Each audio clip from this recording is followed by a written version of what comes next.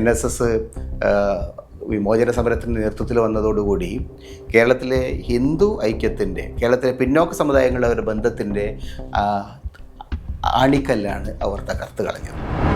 NSS SNDP തമ്മിലുള്ള സംഘർഷങ്ങൾ മൂർച്ഛിക്കുന്നതാണ് നമ്മൾ കണ്ടത്. അന്ന് ഹിന്ദു മുന്നണിയും BJPയും ചേർന്നുകൊണ്ട് ഏതാണ്ട് 6% വോട്ട് കേരള രാഷ്ട്രീയത്തിൽ ആദ്യമായിട്ട് അവർക്ക് നേടാനും കഴിയും. കാർഷിക പരിഷ്കരണമടക്കമുള്ള ഭൂപരിഷ്കരണമുള്ള നടപടികൾ നേതൃത്വം വഹിച്ച ഗൗരിയമ്മയെ ഗൗരി ചോത്തി എന്ന് വിളിച്ചുകൊണ്ടാണ് ഈ കൂട്ടർ അന്ന് പരസ്യമായിട്ട് രംഗത്തിറങ്ങിയത്. NSSും SNDPയും ചേർന്ന് പ്രഖ്യാപിച്ച ഹിന്ദു ഐക്യമുന്നണി ശ്രമം തുടക്കത്തിൽ തന്നെ പരാജയപ്പെട്ടു. അതിൽ അത്ഭുതപ്പെടേണ്ട യാതൊരു കാര്യവുമില്ല. കാരണം കഴിഞ്ഞ 3/4 നൂറ്റാണ്ട് കാലത്ത്, ഏതാണ്ട് 75 വർഷങ്ങൾക്കിടയിൽ ഇങ്ങനെ പലതരത്തിലുള്ള ഐക്യമുന്നണി ശ്രമങ്ങളും ഹിന്ദുക്കൾക്കിടയിൽ ഉണ്ടായിട്ടുണ്ട്. ഓരോ തവണയും അത് തകർന്നിട്ടുണ്ട്. 1940കളിൽ NSSൻ്റെ നേതാവ് മന്നത്ത് പത്മനാഭൻ SNDP നേതാവ് R ശങ്കറുമായി ചേർന്നുകൊണ്ടാണ് ആദ്യത്തെ പ്രധാനപ്പെട്ട ഒരു സംരംഭം നടത്തിയത്. ഹിന്ദു മഹാമണ്ഡലം എന്നാണ് അതിനവർ പേരിട്ടത്. എല്ലാ വിഭാഗം ഹിന്ദുക്കളുടെയും ഒരു വലിയ മുന്നണിയായിട്ട് ആണ് അവരന്ന് സങ്കല്പിച്ചത്. പക്ഷേ ഹിന്ദു മഹാമണ്ഡലം ഏതാനും സമയത്തിനകം അപ്രത്യക്ഷമായി. എന്തുകൊണ്ട്? പിന്നീടുള്ള കാലങ്ങളിൽ NSS SNDPയും തമ്മിലുള്ള സംഘർഷങ്ങൾ മൂർച്ഛിക്കുന്നതാണ് നമ്മൾ കണ്ടത്. 1950കളിൽ കേരളത്തിൽ ഇടതുപക്ഷ സർക്കാർ വന്നപ്പോൾ NSSും കത്തോലിക്ക സഭയും ചേർന്നുകൊണ്ട് സർക്കാരിനെതിരായിട്ട് നീങ്ങി. കാർഷിക പരിഷ്കരണമടക്കമുള്ള ഭൂപരിഷ്കരണമുള്ള നടപടികൾ നേതൃത്വം വഹിച്ച ഗൗരിയമ്മയെ ഗൗരി ചോത്തി എന്ന് വിളിച്ചുകൊണ്ടാണ് ഈ കൂട്ടർ അന്ന് പരസ്യമായിട്ട് രംഗത്തിറങ്ങിയത്. അത് ഗൗരിയെ ഗൗരിച്ചോത്തി എന്ന് പറഞ്ഞ് ആക്ഷേപിച്ചത് യഥാർത്ഥത്തിൽ കേരളത്തിലെ, പ്രത്യേകിച്ച് തെക്കൻ കേരളത്തിലെ ഈഴവ സമുദായത്തിൻ്റെ ഹൃദയത്തിൽ ഒരു വലിയ കൂരമ്പ് പോലെ പതിച്ച ഒരു സംഗതിയാണ്. സാമുദായികമായിട്ടുള്ള ആ ഒരു എന്താ പറയുക, ഒരു അനാവശ്യമായിട്ടുള്ള പ്രകോപനപരമായിട്ടുള്ള മുദ്രാവാക്യങ്ങൾ, ഈഴവ സമുദായത്തിൽപ്പെട്ട ആളുകളെ കൊട്ടികൾ എന്ന് വിളിച്ച് കളിയാക്കുന്ന രീതി, ഇതെല്ലാം ഈ രണ്ട് സമുദായങ്ങൾ തമ്മിലുള്ള ബന്ധത്തെ വല്ലാതെ മോശമാക്കിയ അനുഭവങ്ങളാണ്. NSS വിമോചന സമരത്തിന് നേതൃത്വത്തിൽ വന്നതോടുകൂടി കേരളത്തിലെ ഹിന്ദു ഐക്യത്തിൻ്റെ, കേരളത്തിലെ പിന്നോക്ക സമുദായങ്ങളുടെ ഒരു ബന്ധത്തിൻ്റെ ആണിക്കല്ലാണ് അവർ തകർത്ത് കളഞ്ഞത്. അതിനുശേഷമുള്ള ഒരു കാലത്ത് വളരെ കാലങ്ങളോളം, വളരെ പതിറ്റാണ്ടുകളോളം ഈ രണ്ട് സമുദായ സംഘടനകൾ തമ്മിലുള്ള ബന്ധങ്ങൾ വളരെ സങ്കീർണമായിട്ട് നിലനിൽക്കുകയായിരുന്നു. MK രാഘവനെ പോലുള്ള ആളുകൾ SNDP നേതൃത്വത്തിലിരുന്ന കാലത്ത് ഈ സവർണ ഭൂരിപക്ഷ വിഭാഗങ്ങൾക്കെതിരായി അതിശക്തമായിട്ടുള്ള നിലപാടുകളാണ് അവരെടുത്തത്. അവരുടെ സമീപനങ്ങളെ, അവരുടെ സവർണ രാഷ്ട്രീയത്തെ SNDP അതിശക്തമായി ചോദ്യം ചെയ്തിട്ടുണ്ടായിരുന്നു. അതിൽ നിന്നൊരു മാറ്റം വരാൻ തുടങ്ങിയത് 80-87 കാലത്ത് BJPയുമായിട്ട് സഹകരിച്ചുകൊണ്ട് ഹിന്ദു മുന്നണി എന്നൊരു രാഷ്ട്രീയ മുന്നേറ്റത്തിന് ഈ രണ്ട് സമുദായ സംഘങ്ങളും ഒന്നിച്ച് ശ്രമിച്ചപ്പോഴാണ്. SRP, NDP തുടങ്ങിയ രാഷ്ട്രീയ കക്ഷികളുണ്ടായിരുന്നു. അതെല്ലാം പരാജയപ്പെട്ടതിനെ തുടർന്നാണ് ഹിന്ദു മുന്നണി എന്ന പേരിൽ ഒരു പുതിയ രാഷ്ട്രീയ ഐക്യമുന്നണിക്ക് ഈ സമുദായ സംഘടനകൾ തയ്യാറായത്. BJPയുടെ പിന്തുണയും അവർക്ക് കിട്ടി. BJPയുടെ സഹായത്തോടുകൂടി അവർ തെരഞ്ഞെടുപ്പിൽ മത്സരിച്ചു. അന്ന് ഹിന്ദു മുന്നണിയും BJPയും ചേർന്നുകൊണ്ട് ഏതാണ്ട് 6% വോട്ട് കേരള രാഷ്ട്രീയത്തിൽ ആദ്യമായിട്ട് അവർക്ക് നേടാനും കഴിഞ്ഞു. എന്തുകൊണ്ട് അങ്ങനെ ഒരു നേട്ടം ഉണ്ടാക്കി എന്ന് ചോദിച്ചാൽ അതിന് പിന്നുള്ള ഉത്തരം 80കളുടെ മധ്യത്തിൽ CPMൻ്റെ ലീഡർഷിപ്പിൽ നടത്തിയ ഒരു മുസ്ലിം വിരുദ്ധതയുടെ രാഷ്ട്രീയ പ്രവർത്തനമായിരുന്നു. മുസ്ലിം വിരുദ്ധത തങ്ങളുടെ രാഷ്ട്രീയ മുദ്രാവാക്യങ്ങളുടെ അടിത്തറയായിട്ട് CPM കണ്ടെത്തി. അതോടുകൂടിയാണ് ഒരു ഹിന്ദു സാമുദായിക വികാരം കേരളത്തിലെ വ്യത്യസ്ത വിഭാഗങ്ങളിൽ, പിന്നോക്കക്കാർക്കിടയും മുന്നോക്കക്കാർക്കിടയിലും ഉണ്ടാവുകയും ഹിന്ദു മുന്നണിക്ക് വലിയ രാഷ്ട്രീയമായ ശക്തി പ്രാപിക്കാൻ കഴിയുകയും ചെയ്തു. പക്ഷെ 80കളുടെ അവസാനത്തോടുകൂടെ തകർന്നു.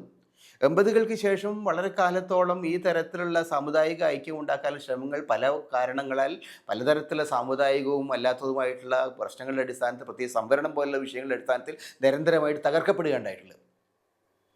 അപ്പോൾ ആ ഒരു സാഹചര്യത്തിലാണ് 2012-2013 കാലത്ത് വീണ്ടും വെള്ളാപ്പള്ളി നടേശനും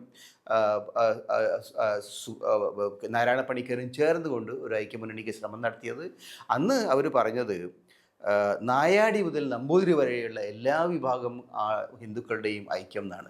പക്ഷേ പക്ഷേ നായാടിയും നമ്പൂതിരിയും തമ്മിൽ ഒരിക്കലും യോജിച്ചില്ല. യോജിപ്പിക്കാൻ അവർ ശ്രമിച്ചിട്ട് അവർ പരാജയപ്പെട്ടു. അത് ആ സഖ്യം പരാജയപ്പെട്ടതോടുകൂടി രണ്ട് സംഘടനകൾ തമ്മിൽ കടുത്ത ഏറ്റുമുട്ടലുകളുണ്ടായി. അത് അങ്ങനെയും പിന്നെയും ഒരു 10 പതിറ്റാണ്ട് കഴിഞ്ഞപ്പോഴാണ് ഇപ്പോൾ വീണ്ടും ഒരാഴ്ച മുമ്പ് NSSൻ്റെ നേതാവ് സുകുമാരൻ നായരും വെള്ളാപ്പള്ളിയും പുതിയ ഐക്യശ്രമം ആയിട്ട് മുന്നോട്ട് വന്നത്. ഐക്യശ്രമത്തിന് പ്രധാനപ്പെട്ട ദൂതനായിട്ട് പോയത് NDAയുടെ പ്രധാനപ്പെട്ട നേതാവ് തുഷാർ വെള്ളാപ്പള്ളിയായിരുന്നു എന്ന് വന്നപ്പോഴാണ് സുകുമാരൻ നായർക്ക് ഇതിനകത്ത് ഒരു ഒരു ഒരു ആപത്ത് മണത്തത്.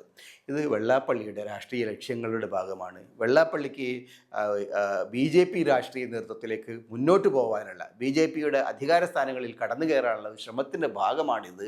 അതിന് തങ്ങളുടെ കൂടെ പിന്തുണ ഉറപ്പിച്ചെടുക്കുകയാണ് എന്ന ബോധ്യം അദ്ദേഹത്തിന് വന്നപ്പോഴാണ് അദ്ദേഹം പിൻവാങ്ങിയത്. ഇനി അടുത്ത കാലത്തൊന്നും ഈ സംഘടനകൾ തമ്മിൽ പരസ്പര ഐക്യത്തിലുള്ള സാധ്യത ഉണ്ടാവും എന്ന് കരുതേണ്ടതില്ല. കാരണം ഇനി രണ്ട് സമുദായ നേതാക്കളും തമ്മിൽ കടുത്ത ശത്രുതയോടുകൂടിയുള്ള ചളിവാരിയലുണ്ടാവും.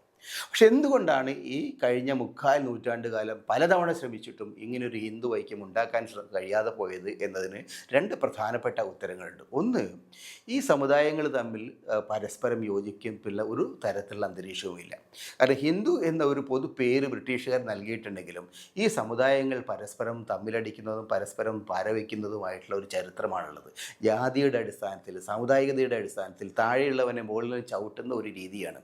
എല്ലാ കാലത്തും ആ തരത്തിലുള്ള ഒരു സാമുദായിക ഭിന്നത, സാമുദായികമായ ശ്രേണീകരണം, സാമുദായികമായിട്ടുള്ള പരസ്പരം തകർക്കുന്ന രീതി, ഇത് എല്ലാ കാലത്തും ഉണ്ടായിരുന്നു. പ്രത്യേകിച്ച് മേലാളൻ കീഴാളനെ തകർക്കുന്ന ഒരു സംവിധാനം ഹിന്ദു സമുദായത്തിൽ എന്നും ഉണ്ടായിരുന്നു.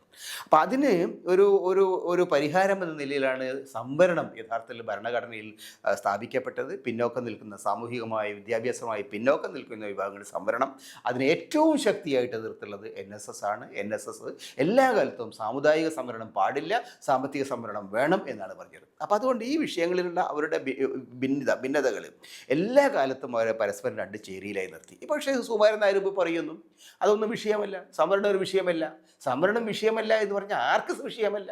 NSSനെ സംബന്ധിച്ചിടത്തോളം അവരുടെ ഇക്കണോമിക്കലി വീക്കർ സെക്ഷൻ സാമ്പത്തിക സംവരണം ഏതാണ്ട് കേരള സർക്കാർ അംഗീകരിച്ചിട്ടുണ്ട്, BJP സർക്കാർ അംഗീകരിച്ചിട്ടുണ്ട്. അതുകൊണ്ട് സാമുദായിക സംവരണം എന്ന് പറയുന്നത് തകർക്കപ്പെടുകയാണ് NSSന് ബോധ്യമുണ്ട്. അതുകൊണ്ട് ഇനി സംവരണത്തിൻ്റെ കാര്യത്തിൽ തങ്ങൾക്ക് പ്രശ്നമില്ല. പക്ഷേ കീഴാള സമൂഹങ്ങളെ സംബന്ധിച്ചിടത്തോളം സംവരണം തകർക്കപ്പെടുക എന്ന് പറഞ്ഞു കഴിഞ്ഞാൽ അവരെ സംബന്ധിച്ച് അവരുടെ ഏറ്റവും അടിസ്ഥാനപരമായിട്ടുള്ള സാമൂഹികമായിട്ടുള്ള ഒരേ ഒരു അസറ്റ് അതില്ലാതായി പോവുക എന്നുള്ളതാണ്. ഇതാണ് ഏറ്റവും പ്രധാനപ്പെട്ട ഭിന്നതയായി നിൽക്കുന്നത്. പക്ഷേ ഈ ഭിന്നതകളെ മറികടക്കാനായിട്ട് എല്ലാ കാലത്തും അവർ ഉപയോഗിച്ചു വന്നത് ഈ മുസ്ലിം വിരുദ്ധതയുടെ, മുസ്ലിം ഭീതിയുടെ രാഷ്ട്രീയമാണ്. 80കളിൽ CPMൻ്റെ ലീഡർഷിപ്പിൽ അത് പയറ്റി, അതിന് വലിയ വിജയമുണ്ടായി.